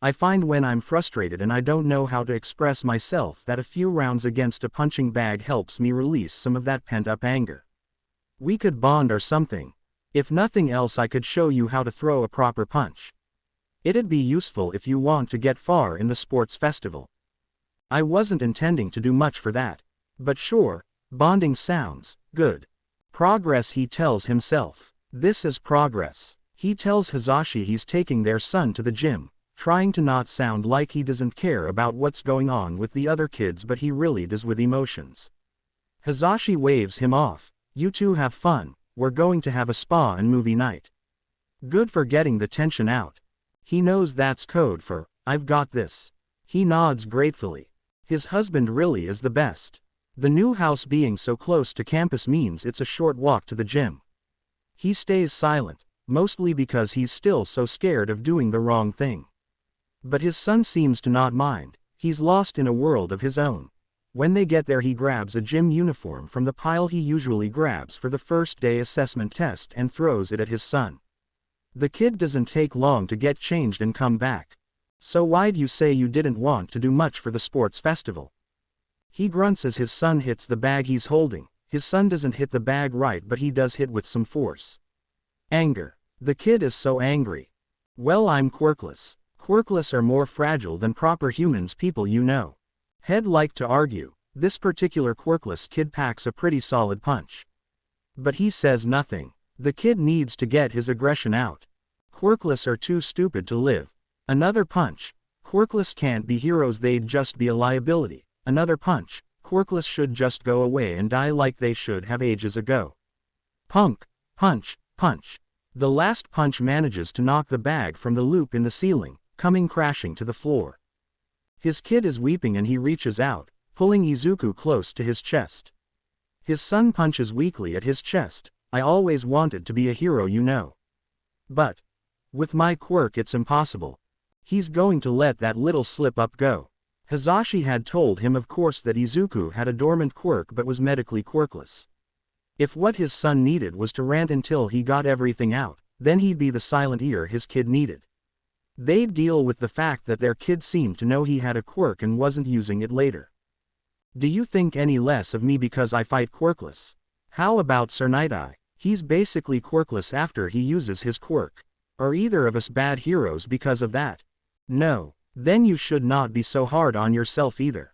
I know what society tells the quirkless, and I say bullshit. A quirk is a tool. Sure, it can help in a lot of situations, but I've seen regular people with no training respond to rescue operations better than some heroes. I've seen some villains that would give up their quirks if it meant people would give them the opportunities in life that their villainous quirks don't allow them to have. Society's. It's our job as heroes to make it not. If that means you have to work a little harder to prove them all wrong, you work harder. Hisashi and I will help you. But you have to work for it. You have to not just want it, but show the world you deserve it. He thinks he's getting through to his son because he stops crying. You'd train me. Really? I never say anything I don't mean. Son. But when I am your trainer, I can't go easy on you just because you are my son. You will have to work the same amount as any kid that I would train. In fact, you'll have to work twice as hard. Are you willing to put in the work? He watches those eyes light up with an inner fire. I say I want to be a hero. Dad. He hides his smile in his capture weapon. This dad thing might not be so hard after all. Oh, Aizawa, I'm glad we caught you. He turns to the principal, and his son gasps as he trembles beside him. What is he doing here? His son is almost bone white as he stares at the boy who is staring back at them. Zuzu, I can't apologize enough for what I did. I hurt you physically, emotionally, and I can't take any of that back. It was wrong and the boy trails off, bowing down low to the ground. I will regret it every day the rest of my life. I've thrown myself at Mr. Principal's mercy, and he's agreed that if you allow it, I'll be allowed to be in the Villains and Vigilantes Reform Program. If you don't, I'll rightfully be sent to prison. I wish I could ask for mercy, but I deserve none. It's up to you, Zuzu. You're right. I don't have to forgive you. You hurt me, but what kind of hero would I be if I didn't give mercy to those that ask for it? Okay Katsuki, I accept your apology. Dad, can we go home? Yeah son, let's go. There's still so many issues he has to bring up with his son.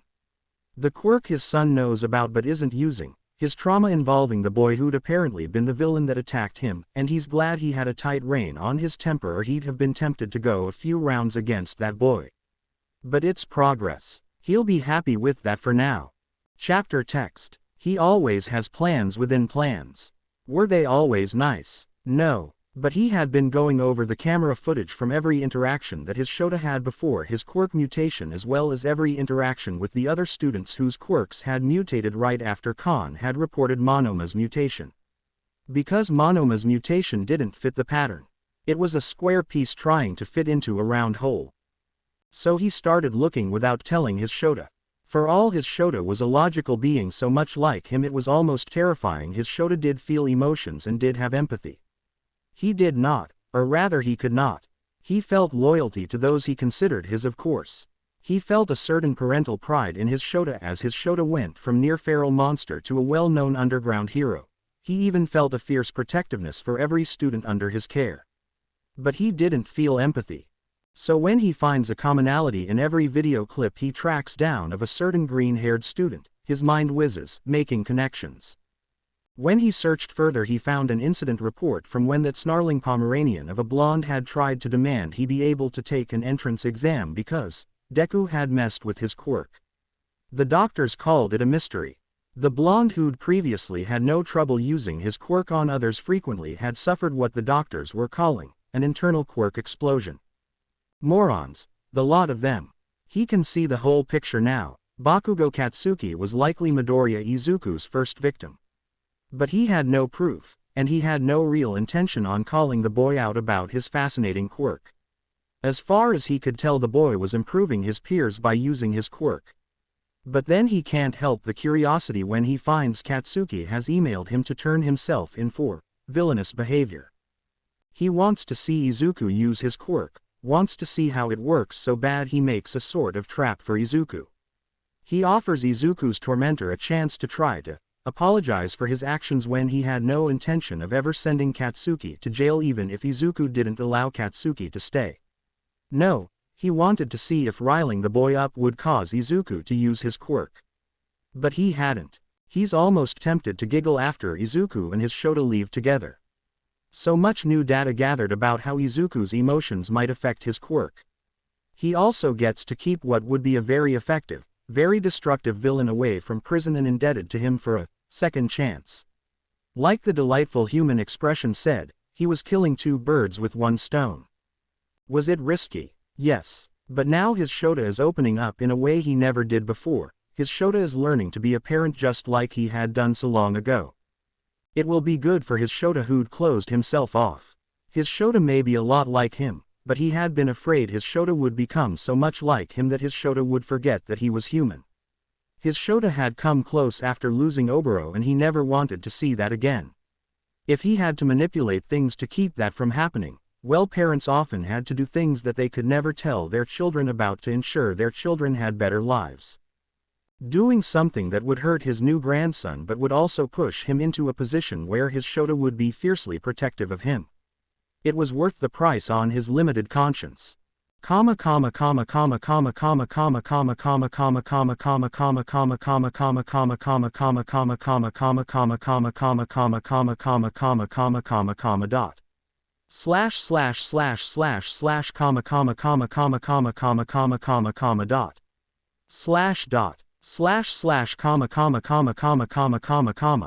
Toshinori hadn't been seriously looking for a successor.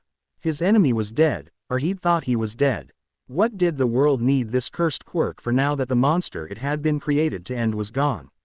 But he'd taken up the position of teacher at UA to placate his remaining friends before he knew what that monster at the USJ was proof of. That his old enemy wasn't as gone as he thought. But he was still reluctant. He wasn't sure if that reluctance came from his own stubborn pride that he could keep going thank you very much, or if it was due to the fact that although there were many students with impressive quirks at UA, none of them had that spark that he was looking for. Then he'd been walking past the gym and he'd heard a kid yelling about how he was quirkless. He hadn't meant to eavesdrop, but he was glad he did. Hearing the quirkless kid say that he was determined to work twice as hard after his dad told him he would. It was like fate. He knew he found his successor.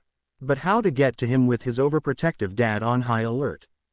The sports festival. He had never taken on an intern as All Might, but it would be perfect.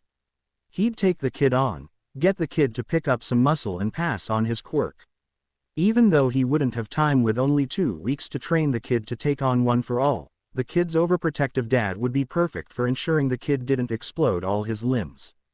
Then he could swoop in, say the kid's quirk was similar to his own, offer to take the kid on work studies, and boom, problem solved. Chapter text. His eyes itch and his hands twitch so bad these days he's tempted to use his quirk to stop his quirk. His quirk is bad, villainous, look what he's done to the girls when he was only trying to help. It's distressing, especially when he sees the info next to Momo, as she likes to be called, that she is another half-sibling. He'd hurt 2 of his family members now, even if he hadn't meant to, and it was throwing him off. That's not even touching this whole mess with his new dad and pops. He liked that he had a dad now, liked that his pops gave the best hugs, and that his dad was training him to fight, had told him that he could be a hero. It was everything he could have dreamed of when he was smaller and everyone thought he was quirkless. But his eyes still itch and his hands still twitch as he yearns to fix poor Kaminari's problem with overusing his quirk, to reach out and help Shinso, who seems to hate and fear his quirk even though it's perfect for rescue operations. He's got so many problems and he doesn't know where to start. Does he tell his dad about his villainous quirk and what he has done and risk losing the family he'd always wanted? How is he going to tell Nezu about the traitor? On top of everything else, he's got to do well in the sports festival or he knows his dad will be disappointed. It's all so much pressure and he just wants one person to tell him what to do. But he can't ask Dad, he doesn't dare ask Nezu. He's so lost. I thought after class that morning that he doesn't notice he'd walked right into All Might's office. Or rather the small room All Might had his name on the door of. Young man, you look like you have the world on your shoulders. Want to talk about it? The damn breaks, All Might, what would you do if you knew there was a villain informant here in school? It isn't what he wants to ask. He wants to ask if he can be a hero with his villainous quirk, but he can't say that yet. Can barely admit to himself that is exactly what his quirk is. He'll stick to the problem that isn't so personal. Test the waters, as it were. There's a villain informant in the school. I suppose that makes sense for how the villains knew about where we'd be for the attack on the USJ. However did you come across this information? He thinks for a moment. He can't say it's his quirk, he doesn't want to, but he can use something else. People kind of forget about the quirkless. They talk while we're around like we can't understand them, if they even notice we exist most of the time. I heard this person talking to who I assume is their contact. Do you know why they are an informant? No, I see. Well then, I'd tell a hero just like you are right now. If you tell me who it is, I'll handle it. But what as they get hurt? Young Midoriya, I have been a hero for 40 years. Do you not think that in all that time I haven't learned how to be discreet when the situation calls for it? Well, no offense, All Might, but you're kind of visible. He laughs and slaps him on the back. That is very true. But I also happen to have connections in the hero world. Tell me who it is and I'll handle this. It's that first-year heroic student in 1A Aoyama Yuga. Thank you for telling me. That was very brave of you. Keep up your heroic efforts. And oh, how praise feels different coming from the #1 hero instead of his dad. Praise from his dad was nice and all, but he felt like he had to earn it. Praise from the #1 hero made him feel like he could walk on air. All Might, he began, still so afraid, but he had to know, if you had a quirk that was villainous, that you tried to use to help people without them knowing, and it did help them only it also hurt them, would you still use it? What an interesting problem. You know, some people would say that the things I do with my quirk are villainous in the right context. Villainous. Sometimes in heroics you have to move without thinking. You have to intervene even if the person or persons don't want you to. It's a risk we take as heroes. But I'd like to think that if I'm doing what's right, even if it's not easy, then it was the right thing. I hope that helps. Yay, All Might, it does. Not that I have to worry about that. I don't have a quirk after all, so it was just a thought experiment. Now I'd better go. Shota doesn't like me being late. As he leaves he feels like he can breathe a little easier. His eyes still itch and his hands still twitch, but that's one worry off of his plate. He'll figure out how to use his quirk right after the sports festival when things are less stressful. Chapter text. He is allowed to go home once to talk to his parents, to tell them exactly what he has agreed to. He insists on having a hero go with him. He doesn't tell Nezu that he's afraid his mother will get violent. It's what he deserves after all. Nezu sends the dog man whose name he learns is Ryu when not in costume and Hound Dog when he is acting in a heroic capacity. You didn't have to come along, you know. He tells Ryu. You asked for a hero's presence. Ryu growls. That means that there is something or someone in your house that you fear enough that you figure you need protection. I'm not weak. He growls, and then shrinks against the expected blow, but it never comes. What did I say when you first came to the gates, pup? You were trying to turn your life around. Needing help from others does not make you weak, pup. It means you understand that sometimes we all need a little backup. All Might doesn't need backup. You are not All Might, pup. No one is. You are you. No one expects you to be perfect all the time, pup. Or they shouldn't. He tries not to be offended. Didn't Ryu know? There was no point in doing things if you didn't do them perfectly. If he wasn't perfect, then his mom would get mad at him for not doing enough. But it was fine. She was just trying to prepare him for the real world. Heroes had to be perfect or no one would trust them. Heroes didn't whine or cry like Deku did. It's why he hated the little weirdo, or one of the reasons why. It didn't excuse what he had done, but he was paying for that now. Katsuki, you're home. Who's this? This is the hero Hound Dog mom. He winces. He hasn't called her mom in forever. But he wants to show he can change, and part of that is to stop calling people names. What did you do, you little brat? She goes to slap him upside the head like she always does, but he's surprised when Ryu grabs her arm, preventing her from doing so. Go upstairs and pack, pup. I'll deal with this. Wisely, he chooses to do what the hero tells him to do, but even from the top of the stairs he can hear his mother. He did what? He quickly throws his clothes into a bag. When he comes downstairs, it's to a surreal sight.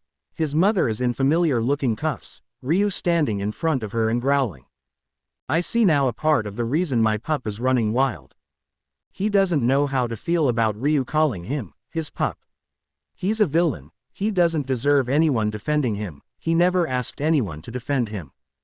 Hey, I've got what I need. Can we go? I've called this in. If you have half the bravery that my pup does, you'll cooperate with the police. You think it's easy, raising a brat like that? Take him then. I never want to see him again. You should be glad I don't have time to tell you exactly what I think of you. Ryu's next words aren't really words, it's all snarling and growling as his mom pales, looking for the first time like she's realizing that a pro-hero is very mad at her. When they are leaving, he screws up his courage. Why'd you do that? Defend me. Call me your pup. You needed someone to defend you. Nezu assigned me the job the moment you emailed about your crimes. As for being my pup, well, that is something that I decided the moment we met. You need a proper parent. One who can guide you back towards being a proper member of society. As a hero who has problems with their temper, I was deemed most appropriate for the job. I don't get it, and he really doesn't. Why is Ryu being so nice to him? Just like Deku, I don't deserve anything nice. It makes me so angry. He wants to pop off an explosion. Those always helped him alleviate his anger, but he can't. His explosions are locked away, both by the quirk canceling cuffs he is required to wear and whatever meddling Deku did with his quirk. Because I was in your situation once, Ryu growls. People used to tell me all the time when I was little that I'd be perfect for a security guard. I had the scary looks and I even had a reputation for biting when I was mad. I sent another kid to the hospital. After that, I was introduced to heroics by my own mentor Cerebus. She saw something in me that no one else did, the potential to be a hero. She helped me and I vowed that if I had the chance I would do so for another. That is why you are my pup. He's stunned. He thought all heroes had to be perfect, but arguing is telling him that they aren't.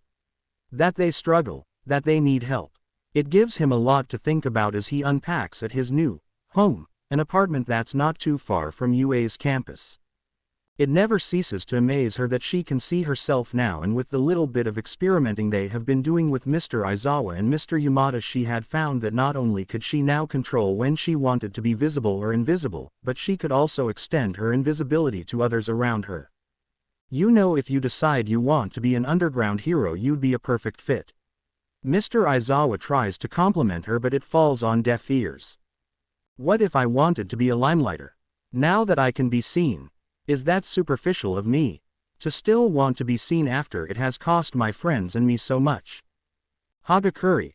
Aizawa winces. I'm terrible at this encouraging shit. You can be whatever you want to be. I'm sorry I hurt your feelings by suggesting your quirk should determine the type of hero you should be. I know better than that. She wants to hug him, but refrains. That is the first time since my quirk came in that anyone told me I could be anything. You know my parents, they tried, but they have light-based quirks. They don't know why my quirk is so different from theirs. Mom tried so hard to be supportive of my dream, but she was scared for me. After all, you can't tell if the invisible girl is injured or dead. She feels arms wrap around her and is startled that it's Uraraka. Hey, remember what I said before. Everything you feel is valid. If it's anger because no one took your dream seriously, then be angry. If it's sadness because none of us asked for this, then we'll cry with you. If it's relief that for the first time in your life, you can control your quirk, then be relieved. It's all valid. I'm not good with emotions. I'm blunt and to the point, and people don't take that very well, Mr. Aizawa says. Even I was a little upset about my quirk mutating. But I'm also very glad it happened because it allowed me to save Asui's life. It doesn't stop me from being mad it had to happen. It doesn't stop me from being a little scared of what my quirk could be capable of. She can't help staring. For a guy who says he isn't good with emotions, he sure hits the nail on the head for everything she is feeling. You know, the only part I'm mad about is that this thing that happened to us is keeping me from going home, Uraraka says. I haven't exactly been quiet about that. But I'm also terrified. Sure, it wasn't fun vomiting when I hit my limit, but it gave me some idea of what my limit was. Now I have no clue if I even have a limit, and that is scary. What if I use my quirk on something or someone accidentally and I send them into orbit because I don't know my limit? I've been trying to pretend I have everything together, Momo starts, but the truth is that I knew what my quirk was capable of before. Now that it runs off of my energy, I have no clue, and I just want everything to go back to how it was. But we can't do that. These changes happened, and as heroes, we have to pick ourselves up and make the best of things. The girls all share a hug as Aizawa watches on. Okay girls, let's get back to work. Aizawa sounds gruff, but she knows now that he does care, and he's just as lost with his feelings about the changes as the rest of them. He liked living with Yamada and Aizawa. They weren't mad at him for daring to dream of being a hero like his own family were. They weren't demanding he show perfect control over a quirk that was so finicky to learn. Yamada didn't ask constantly if he was sure that his mother hadn't cheated on him right in front of him because his quirk was a lot like his mother's, but it was also so very different than his siblings who all got variations of his father's quirk. Yamada was a quirk counselor, so he was busy with all of them having quirks that mutated, but he made time to ask or answer questions about quirks. So, we've discussed what your quirk did before. Yamada starts. Was there anything different about when you copied Khan's quirk? It took him a second to realize who Yamada was talking about. I've always admired Vlad King's impressive control over his quirk. It seems like such a creepy quirk, you know, a lot like mine. But he's taken a quirk that people see as creepy, as unsettling, and made it his own. Have you always felt that way about your quirk? That it's creepy? Would you be happy if some kid could use your quirk better than you minutes after they touched you? I might as well be quirkless for how reliant my quirk is on others. He feels Yamada pull him into a hug. It startles him, but he kind of loves Yamada's hug, makes him feel safe in a way he can't put into words. I'd be honored if you copied my quirk, little listener. Try to think of my quirk the same way you did Khan's. But first, let's hit the soundproof gym. Don't want to hurt anyone if my theory is right. He shrugs. What has he got to lose? So he follows Yamada until they come to a soundproof gym. They had to build this place for me while I was going to school here, Yamada explains, sounding wistful. You know, they all said my quirk was villainous because I was born with it. Ruptured the eardrums of my birth givers and a bunch of the people in the hospital. But as I leaned control, I learned that my quirk is not just destructive, it can also be beautiful. He demonstrated by singing a catchy pop tune that made him feel energetic. That's amazing. Thanks, little listener. You ready to try? He nods, trying to think about Yamada's quirk the way he'd thought about Vlad's. About how cool a quirk-like voice was, about how he could share a quirk with Yamada the same way he now shared a quirk with Vlad. It filled him up as he touched Yamada's hand. His throat felt a little sore as if something was stuck. Let it out. It's okay. He screams a loud, impossible scream full of his anger, and the walls rumble. He copied Yamada's quirk. They spend the rest of the day practicing, him and Yamada. So I think my theory is correct. Your quirk seems to permanently copy any quirk you feel positively about. Ooh, imagine the possibilities. You can be any type of hero you want to be now. Yamada's excitement is infectious, he realizes as a smile breaks out of his face. He really will be able to be any type of hero now. Yamada is right, the possibilities are endless. He keeps that excitement as he shyly as he Mr. Aizawa if he can copy his quirk. If they both have erasure, then he can help the girls with their quirks. He's happy when Aizawa just deadpan says, "Sure kid," and ruffles his hair. The whole situation with his quirk changing is still scary, but I still also brought him to a place where people support him. He's grateful to whomever or whatever made it happen. Chapter text. And you're sure of this information, Yagi? An accusation like this against hero student is a serious matter. He already knows the answer, of course. How fascinating that changing another person's quirk isn't the full extent of Izuku's quirk. And how clever the boy is to use his cover story of quirklessness to his advantage. If he wasn't having so much fun watching the chaos, he might be tempted to let the boy know he knew. But it is fun, and so far the results of letting the boy think he's still undiscovered are fascinating. As long as the boy continues to help better his peers, he sees no reason to stop the charade. And then there's the possibility that Toshinori is considering the boy for his successor. What godlike power the boy would have if he does nothing. Yes, it could go spectacularly wrong, but he trusts his Shota to keep the boy's intentions pure. He'd be stupid to interfere when the key to ending so many of the problems they face as heroes is so close. I'm certain. Young Midoriya was very scared of bringing the information forward. Well, then we need to make a few changes to the sports festival. I don't understand. Yagi, now that we know that there is a traitor, we should be on guard against other means of gathering information about our young heroes. Broadcasting the sport festival has always been the way to catch heroes' attention for internships, but there's nothing that prevents the villains from watching the same broadcast. That's where you come in, Yagi. You have connections to heroes that I lack. Invite them to work security at the event. Then they can see personally what students they'd like to have, and the villains don't get that information. What about the traitor? What are we going to do? It's too late to enact a trap now, but at the summer training camp, yes, that might do. If we can get the head of this whole situation to reveal themselves, to get personally involved, then we can end this once and for all. I trust you can keep quiet about this until then, Yagi. If it means that we take down the monster that killed my master, then I am more than willing to wait. Oh, and Yagi, if you decide on Midoriya as your successor, would you let me know? We will need to have him trained for that coming confrontation after all. How did I have my ways, Yagi? Izuku is a fine choice, but think of how much more powerful he will be if he's trained by yourself and Eraserhead before the trap is sprung, and then you would not have to worry about if your successor has the ability to take your foe down. Not that I'm worried you would not be able to do so, but it's always best to have a plan B, as it were. Then I will enact the plan I had before. I will put in my intentions for taking on Izuku's internship, and while he is with me I will transfer my quirk to him. We even have the perfect cover story with those kids randomly having their quirks mutate. We could imply that Izuku was misdiagnosed as quirkless and training with me caused a quirk manifestation. And oh, He hadn't known Toshinori had a mind hidden behind that oafish exterior that he presented to the world, but the plan as Yagi put it was pretty well thought out. Yes, this would do nicely. Then I will ensure any other offers the boy might receive will not go forward to him. As Toshinori leaves, he plans. He'll have to take a huge financial loss without the income that comes from those who bet on the sports festival and the companies that advertise during the festival, but it was worth the price for keeping his students safe.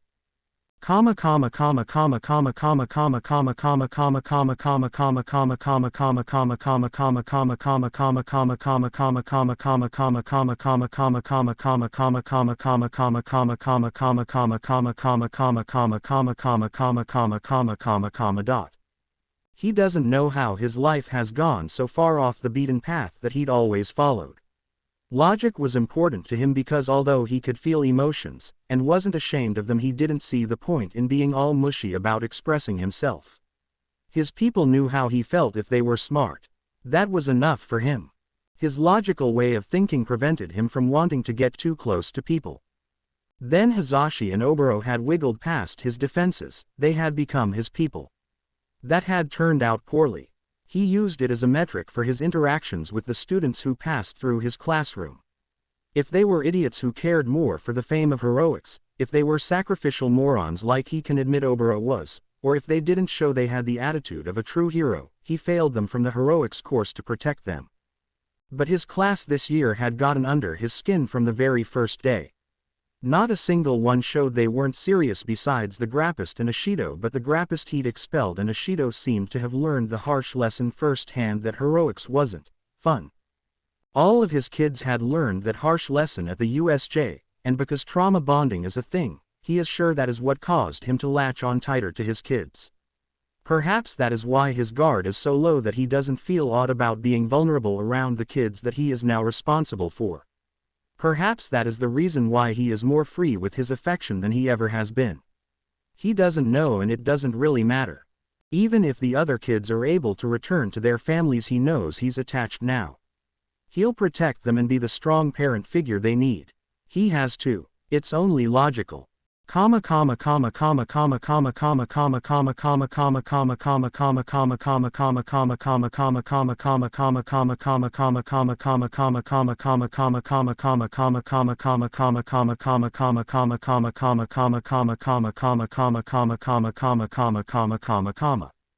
He's almost glad that the festival has changed as he steps out into the arena with his classmates. He doesn't know if he could handle the pressure of keeping his quirk secret while trying his best so that his dad would be proud of him if he knew that millions of people across Japan as well as the people in the stands would be watching him. His eyes itch and his hands twitch as he looks over the heroes and his fellow classmates. But he made a promise to himself that he would not use his quirk except on villains or if someone gave him permission. So he won't, even as he sees how many of them have such debilitating handicaps to their quirks.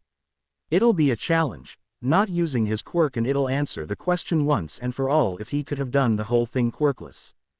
When the buzzer sounds and Todoroki tries to freeze them all at the entrance, he's already far enough ahead not have to worry about that. A lifetime of running from Kacchan is coming in handy as he's the front runner as he comes to the same giant robots he'd seen in the entrance exam. But this time he has the climbing gear he'd requested be added to his shoes and in the gloves he wore on his hands. There's even a spot he can see where the robots have a ladder going up to their head that he hadn't noticed the first time around that he takes advantage of. He climbs fast and jumps, grateful for the falling lessons Dad had insisted on going with the parkour lessons. He rolls and keeps running toward the next obstacle. A climb across ropes. Easy. Hand over hand he shimmies across, Todoroki quickly gaining on him. The last obstacle gives him pause. Explosions still make him feel ill, and no matter that he knew Nedzu would never allow explosions that would hurt them, he hesitated. It's enough that Todoroki gets ahead with his ice path. But he can use that too. His boots are meant for climbing, but they also work well for kind of skating across the path Todoroki leaves behind. It's a straight path from there and he books it, pretending as if Katsuki is chasing him like he always had. He just barely misses making first as Todoroki crosses seconds in front of him. Second place. He'd gotten second. Without his quirk, He was so happy he was crying as he watched the other make it through. Even Hitoshi makes it, even if he does come in last. He's glad Hitoshi made it. To be continue. I hope you enjoyed this story. Also remember to subscribe and like this video. See you in the next video.